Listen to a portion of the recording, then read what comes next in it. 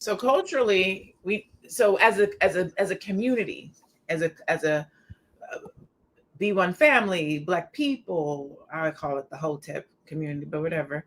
Us is right. We need to prioritize family. We need to shift how we've been taught. We need to understand why we were taught those things, ah, Dr. Sabrina, I want to say times are different. Like we don't have to tell our daughters to be independent, but they're not necessarily different. So how can we shift this? How can we, what do we do to say black men you need black women you need black men?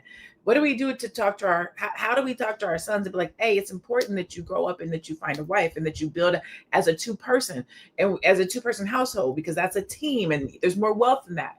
How do we rear our daughters to say, hey, it is important that you have, a good mind, that you have a good character about yourself, but that you make room so that you can have a husband, so that you guys can come together? What does that look like? Is that something that we can do?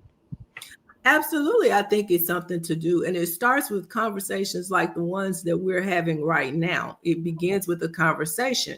Now, what I heard Aisha say, I don't know about everybody else, is in her culture, certain things are taught.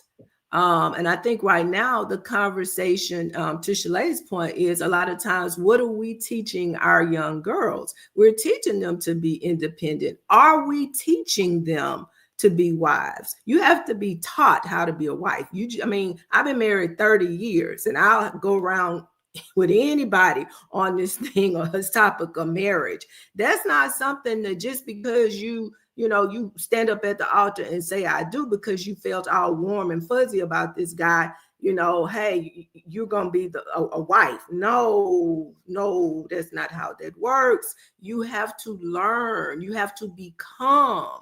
And those are conversations, and quite honestly, even though I was reared around people who were married, I had examples, I saw those things.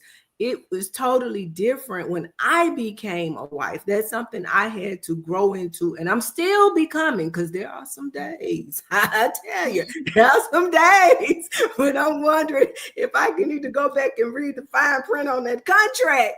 But I'm just saying, Tell the truth and shame the devil. True. Yeah, that's my truth. That's my truth. Hopefully my husband will never see this video. But anyway, but again, in all seriousness, that conversation. Now, I heard you say, Dr. Lene, that in the Pale culture, young ladies are taught, you go to college, and if you get the degree, it's okay. But what you must get is the mate. That's the mission, the mate. We don't have that conversation. So, I think all of this starts with a conversation around what is it that we're trying to do.